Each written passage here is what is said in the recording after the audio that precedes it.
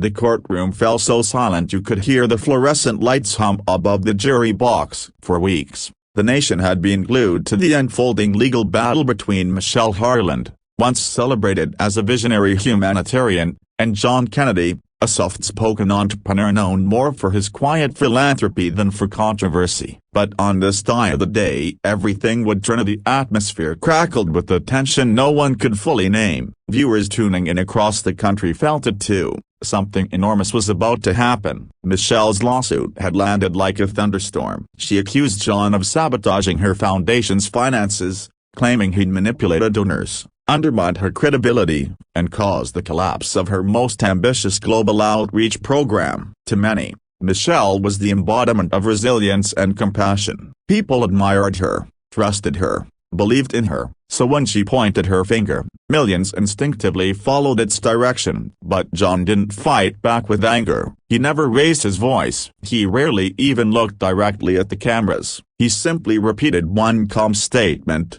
"The truth will hold." His legal team, small and almost startlingly modest compared to Michelle's star-studded attorneys, promised a single witness who would clarify everything. Most reporters dismissed the promise as a desperate tactic. After all, how could one witness counter the towering reputation of a woman who'd spent 20 years building her legacy brick by brick?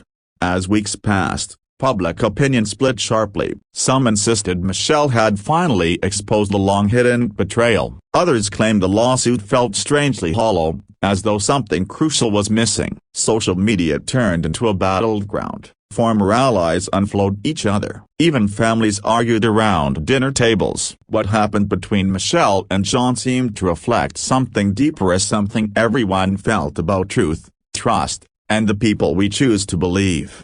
Inside the courtroom, Michelle projected unwavering resolve. Her testimony was emotional but polished. She spoke of sacrifices, sleepless nights, and the heartbreak of watching her life's work crumble. She insisted John had been the architect of her downfall, that he'd maneuvered silently behind the scenes until everything she'd built toppled like a house of cards. Each time she recounted the story, jurors leaned in, visibly moved. But John remained steady. Not defensive, not shaken, just steady. Then came the moment when John's attorney announced their single witness. The doors opened and a man walked in, unassuming, slightly nervous, carrying a slim folder clutched against his chest. His name was Elias Monroe, a former accountant who had quietly resigned from Michelle's foundation 3 years earlier. To most people, his name meant nothing. To Michelle, however, it clearly meant everything. Her expression faltered for the first time since the trial began. Elias took the stand. He adjusted the microphone. He exhaled, and then in just 9 seconds he delivered a statement that detonated through the courtroom like dynamite. "Michelle falsified the financial reports and instructed me to shift donor funds," he said. John Kennedy warned her it was illegal. The room erupted, gasping, murmuring, a wave of disbelief breaking across the audience. Even the judge had to call repeatedly for order. Reporters scrambled for notebooks and cameras, trying to capture reactions before the moment slipped through their fingers. Michelle herself looked as if someone had pulled the ground out from under her. Elias's testimony didn't end there. Over the next hour, he presented documentation, emails, spreadsheets, internal memos, all showing a pattern of mismanagement Michelle had attributed to John. In truth, he had been the one urging her to correct the discrepancies before donors or regulators noticed. Elias, overwhelmed with guilt for staying silent, admitted he'd left the foundation when Michelle insisted the manipulation was necessary for the greater good. The shock spread far beyond the courtroom. Viewers across the country sat frozen, watching a legacy unravel.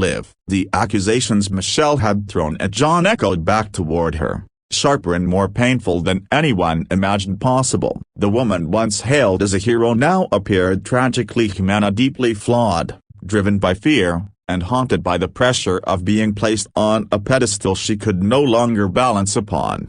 But what stunned people even more was John's reaction. He didn't gloat. He didn't celebrate. He didn't even glance at Michelle with resentment. Instead, he simply bowed his head, as though mourning the loss of something far larger than his reputation. When reporters rushed him afterward, he said only, I never wanted her destroyed. I only wanted the truth."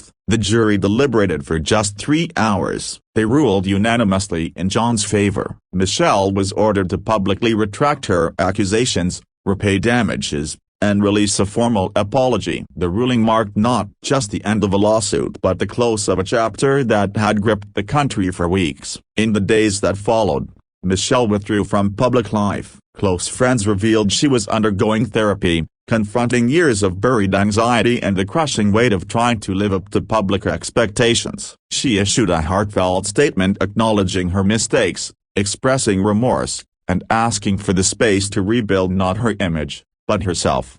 John, meanwhile, quietly resumed his philanthropic work. Donations poured in from people who admired his patience, his dignity, and his refusal to weaponize the truth. His resilience became a symbol of proof that integrity, even when whispered, can outlast the shout. And Elias, the soft-spoken witness whose 9-second confession changed everything, found himself unexpectedly embraced as a champion of accountability. His bravery reminded people that sometimes the most powerful act isn't confronting others up, it's confronting your own silence. As the story faded from headlines and moved into public memory, one message remained: truth doesn't always roar. Sometimes it arrives quietly, carried by the courage of just one person willing to speak when it matters most. And when it does, legacies fall, new ones rise, and the world are watching, learning, remembering. It takes one step closer to understanding the fragile, complicated humanity within us all.